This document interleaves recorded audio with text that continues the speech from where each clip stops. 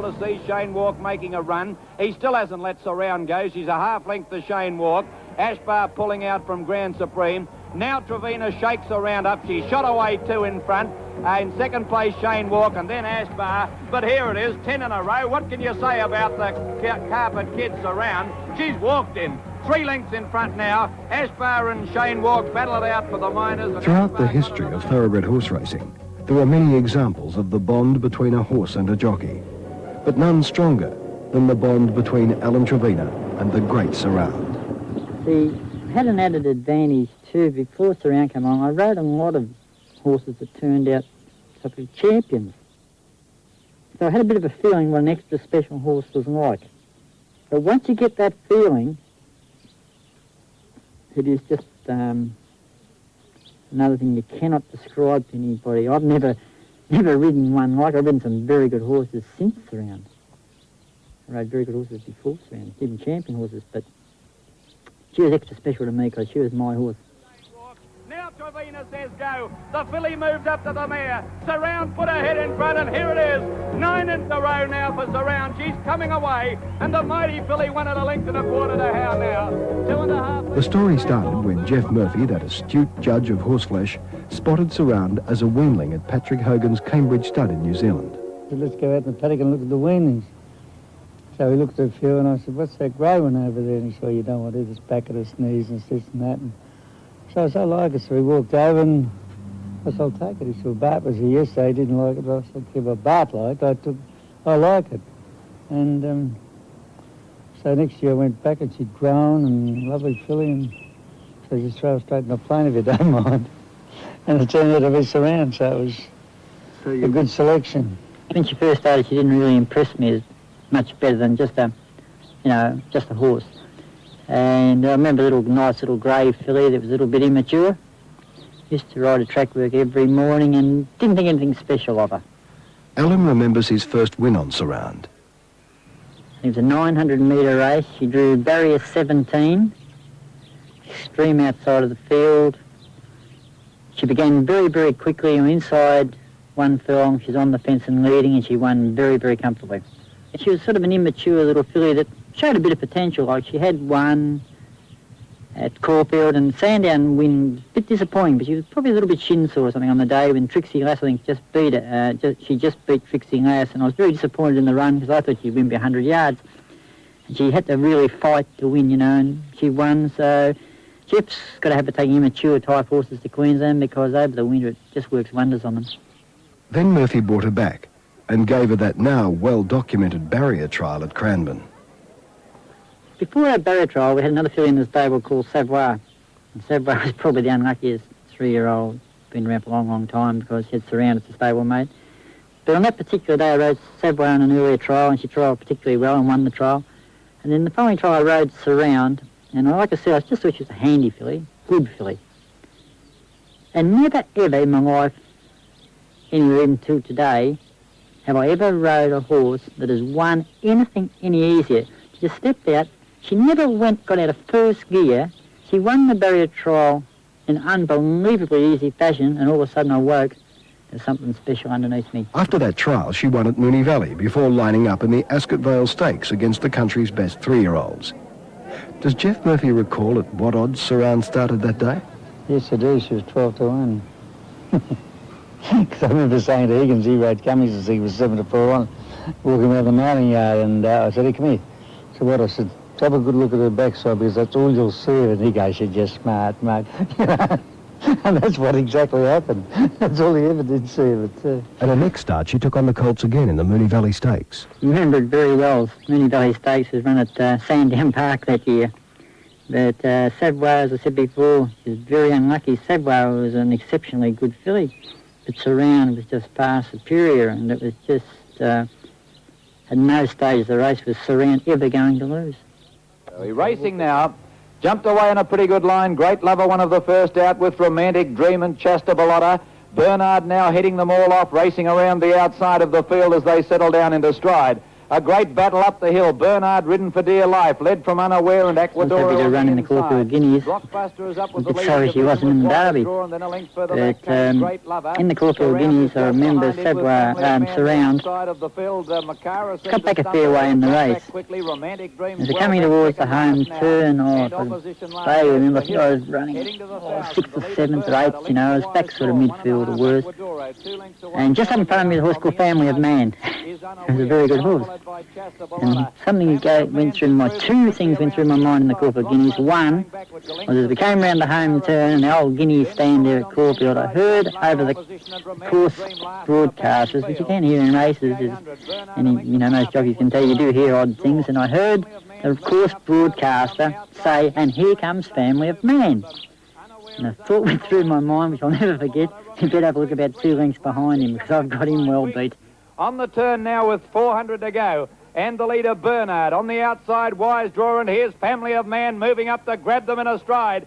Family of Man dash to the lead. Surrounds out after it quickly. They're followed by Unaware. Romantic Dreams not in the race. At the 200, Surround and Family of Man are the two leaders. The filly's taken the lead, Surround. Unaware's battling on from Great Lover, but this mighty filly Surround striding away from them. And Surround's going to win the Caulfield Guineas by 2.5 lengths. Family of Man second. And then the premier weight for age race of Australasia, the WS Cox Plate. But a sad note, as for the first time, Trevena was separated from the filly because he couldn't make the weight. Peter Cook got the ride. I'll never forget it, because I know Peter pretty well, we're good friends. And just before the race, Peter was watching a race in Sydney, and one of the horses he was riding and just won. He said, "Oh God, I should have been over there, you know, riding that." And I said, "No, you win the Cox Plate on this filly." Well, no filly in history had ever won the Cox Plate, and still hasn't to this day. And that particular day, she did win the Cox Plate. She did run a race record. I was extremely proud of her, and something no other horse is ever going to do. They might have broke a record, but they'll never run it on another day in the total eclipse of the sun. Racing now. Jumped away very well. Great Lover, one of the first out with Unaware and Northbridge Lad, and perhaps being ridden early with the whip. Surround began brilliantly and is going to head them all off and go to the rails. No man alive today or ever could have rode a better race than Peter Cook. Absolutely brilliant ride. I mentioned to Peter before the race that you think she's asleep in the barrier, but don't take notice of that, because you just touch her, she'll begin, you know, but just sit there, think she's asleep, she'll begin first. She always did. Brilliant out of the boxes. I said, when you want her to go, don't have to hit her with the whip, just pull the whip on and show it to her. That's all you have to do. And I think if I remember rightly, about 500 metres from home, the Cox Plate was making ground on the fence. Peter was running up on the rails, terrific ride. Pulled the whip on and showed her the whip, ping out, she went outside the leader home. Up the side with 600 metres to go. It's Unaware, a half to Elton, a half to Purple Patch. One to Surround on the fence, a half Tara's Bulba, he's gone. How now commencing her run, and then perhaps followed behind those horses then on the inside by Northbridge Lad from Better Draw. Unaware booted away at the 400, 2 lengths to Surround out after him. It's coming at him quickly, and they were followed by Purple Patch, and next is How Now. Surround raced to Unaware. The 3-year-olds look to have it between them from Better Draw. Surround put her head in front as they straightened from Unaware under the whip, and then Better Draw, How Now, and Kiwi Can. But Surround, the mighty champion, is striding right away, and Surround's won it by 3 lengths. Surround made it 8 wins on end, with a win in the VRC Oaks at her next start. Around them to take the lead, and Savoy led at the 400 from Snow Mist and Red Rebecca. Then came Surround going out after it from In Pursuit, and off 2 Cities running on well. It's Savoy at the 200, a length and a half to Surround, who's under pressure. Then came off 2 Cities. It's Savoy tackled by Surround. She might still be too good. Surround moved up the stablemates together. Surround has taken the lead. And this mighty filly's got her 8th win in succession, staring at her. And Surround comes away to win 2.5 lengths to Savoy. She was then spelled in preparation for the autumn of 77. She made it 10 wins on end, with her first up win in the CF4 and then the Blamey Stakes. Her amazing sequence of wins ended like this. Her winning run has ended. Bonfield shot away from Surround and Bold Mayo and then Toy Show. And Bonfield's going on to win 1.5 lengths to Surround. Alan didn't ride her well. He didn't, he rode it badly, and he was starting to get a bit, not from, but getting the jitters a bit about getting beaten. He said, "Oh, I hope it doesn't get beaten." I said, "It won't get beaten, just, you know," and he was starting to lose a bit of confidence, and because that day he rode it shocking, you know, and because she didn't win. To them, I rode Savannah, perfect race in the Futuri. But in my mind, I reckon I rode a terrible race. Now, Bonfield came from last, a very ordinary horse, Bonfield, a handy horse, Bonfield, not ordinary, handy horse. He come round the field, Mick Gorham rode, he come round the field from last and killed me.